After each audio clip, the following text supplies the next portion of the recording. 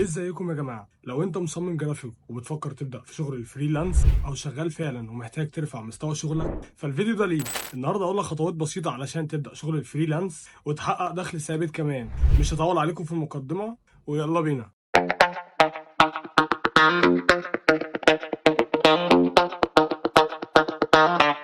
بص يا صديقي، ركز معايا كده. اول حاجه لازم تتاكد انك متقن برامج التصميم الاساسيه. زي ايه؟ زي الفوتوشوب والإليستريتور.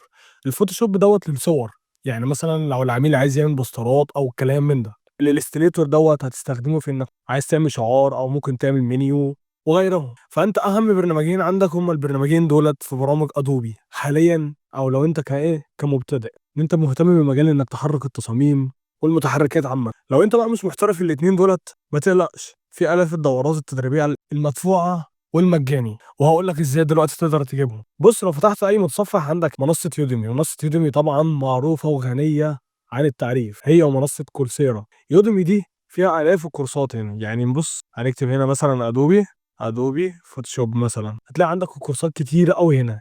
دي الكورسات المدفوعة كلها موجودة عندك في الموقع. طيب، في بقى حاجات بتنزل فري كده لو انت مشترك طبعا وعامل ساين ان بالاكونت. هنا هيبدا بقى يبعت لك نوتيفيكيشن كل شويه ان في مثلا حاجه نزلت جديده، في كورس مثلا نزل ل 100 شخص مجاني لمده مثلا وليكن ساعتين، فالحق سجل فيه. فانت تخش تاخد الكورس ده مجاني عندك. دي بالنسبه لو انت مش او انت مبتدئ ومش عارف تبدا منين وعايز تاخد مثلا كورس في الحاجه دي. وطبعا انت عندك اليوتيوب مليان شروحات كتيره قوي في مجال الجرافيك ديزاين. تاني حاجه بقى، لو انت مثلا اخدت الكورس او لو انت بالفعل شغال، اول حاجه لازم تركز عليها ايه هو البورتفوليو. ده معرض الاعمال بتاعك. معرض الاعمال ممكن نبنيه على بيهانس مثلا، زي الاكونت الجميل ده. بتبدا تنزل الشغل بتاعك عليه هنا، علشان العميل لو قال لك مثلا ممكن توريني شغلك او الحاجات اللي عملتها قبل كده، تبدا تبعت له البيهانس بتاعك. وطبعا ديت الحاجات اللي انت استخدمتهم في التصاميم بتاعتك، الفوتوشوب والإليستريتور زي ما عرفتكم في الاول. دي كلها تصاميم بتبدا تعملها انت وبتبدا تنشرها عندك هنا، وبتاخد لينك اي حاجه تعجبك وتروح باعتها للعميل. ده البورتفوليو بتاعك. كده انت اتعلمت البرنامجين دولت، او برنامج مثلا الفوتوشوب في الاول، وعملت معرض الاعمال بتاعك، وبالفعل ظبطت شغلك علشان لو حد سأل. ايه هي بقى منصات الشغل اللي هتبدا تشتغل عليها؟ اول حاجه، منصه رقم واحد للعرب، لو عايز تتعامل مع عملاء عرب، ارشح لك منصه مستقل. منصه مستقل ديت بتتعامل مع عرب وفيها مجالات كتيره قوي هنا، وليكن مثلا مجال التصميم الجرافيك. تلاقي واحد عايز مثلا بروشور اهو، هتلاقي بص كتير قوي هنا. واحد عايز مثلا شعار، واحد عايز مثلا هوية بصرية، واحد عايز مثلا تصوير تعديل صور للمنتجات، واحد مثلا عايز لوجو لبراند قهوة. بتدوس كده على الشغلانة، بيقول لك هو الميزانية بتاعته من 50 25 ل $50 هنا. بتبدأ تقرا وصف الشغلانة، تقدم عليها، بتقول له انا هقدر اخلصها لك في كام يوم، مع العلم ان هو قايل لك هنا يومين. تبدأ تقول له انا هقدر اخلصها لك في كام يوم، وتبدأ تضيف العرض بتاعك هنا زي الناس اللي ضايفه العروض دي كلها. مستقل دي كانت اول منصه لو انت عايز تعمل شغلك كله مع عرب علشان تبدا تسهل الدنيا في الاول. تاني حاجه بقى، عندك طبعا المنصه التانيه. هنا عندنا اب وورك برضه بيبقى فيها شغلانات كتيره، وزي مثلا حاجه لسه نازله من 10 دقائق، في حاجه لسه نازله من ساعه.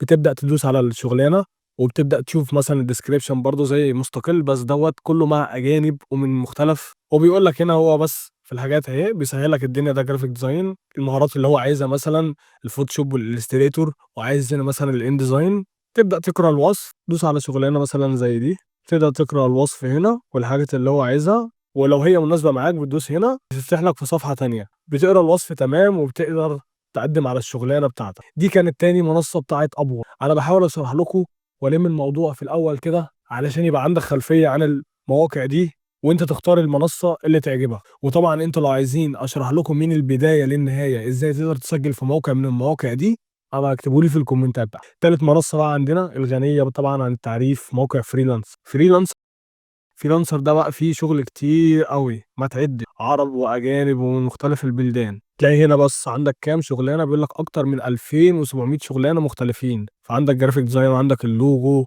لو انت مثلا مبرمج وبتستخدم اللغات دي، ممكن ندوس مثلا على الجرافيك ديزاين. برضو نفس الكلام، بيبدأ حد هنا يقول لك انا لسه منزل شغلانه، عايز وليكن مثلا اعمل كفر او اي حاجه من دي، وبيقول لك هنا في 4 مقدمين والافرج بتاعها $33. بتبدأ برضو تقرا الديسكريبشن وتدوس هنا وتمشي مع الموقع واحده واحده، وهتلاقي العميل بيبعت لك وتبدأوا شغل. ونصيحة برضه حاول تتعامل مع الناس اللي هي حاطة الفيزا فعلًا في الموقع علشان ما يبقاش مثلًا حد عامل account وهمي وعايز شغل منّك وفي الآخر مثلًا يضحك عليك. يعني مثلًا واحد زي دوّة عامل شغلانة هنا وفي 4 بس مقدّمين، ليه؟ لإنه مش حاطط الفيزا بتاعته زي ده حاطط الفيزا بُص كام واحد مقدّم، دوّة مش حاطط فيزا فكام واحد مقدّم، دوّة موثوق منّه وتشتغل معاه وأنت مغمض. دُولة كانوا ال3 مواقع. لو أنت بقى عملائك أغلبهم عرب فلازم تبدأ بمستقل، دي هي منصة عربية تقدر من خلالها تتواصل مع العملاء من جميع الدول العربية. سجّل فيها وحضّر بروفايلك وابدأ التقديم على مشاريع. طبعًا وما تنساش طبعًا تسوّق لشغلك وتعرض شغلك بشكل مستمر على مثلًا الإنستجرام أو البيهانس برضه أو LinkedIn عشان دوّة هيجيب لك شغل كتير أوي، علشان برضه ما تعتمدش على منصات الfreelance بس. النقطة الأخيرة اللي حابب أتكلم معاك فيها، أول حاجة أنا عايزك تتعامل مع العميل دوّة باحترافية شوية، دي أهم حاجة في شغل الfreelance ده اللي بيميزك عن واحد من التاني، لإنه هيتعامل معاك بعد كده كتير. ده بناء على إيه؟ خلّي عندك أسعار واضحة ودقيقة، وخلّي عندك وقت في تسليم المشاريع ما تتعدّاهوش، قُلت له يومين يبقى يومين، حاول ما تطلبش أكتر من كده، وحاول تتواصل معاه بشكل مستمر على طول علشان تحسّسه إن أنت مهتم بالشغلانة فعلًا. طب لو العميل طلب منّك تعديل، هتقول له طبعًا ما فيش مشاكل ولازمًا تعدّل له اللي هو طالبه. الحاجات دي كلّها هتفيدك أنت وهيبدأ يتواصل معاك بعد كده، مش هيبدأ يقول لحد تاني أنا عايز شغلانة كذا، كذا، لأ هو هيتعامل مع حد فهيعوز يتعامل معاه تاني وتالت. الشغل كfreelancer مش سهل، ولكن لو مشيت على الخطوات دي هتبدأ تشوف نتايج حقيقية في وقت قصير. افتكر إن النجاح في المجال ده محتاج صبر وتطوير مستمر.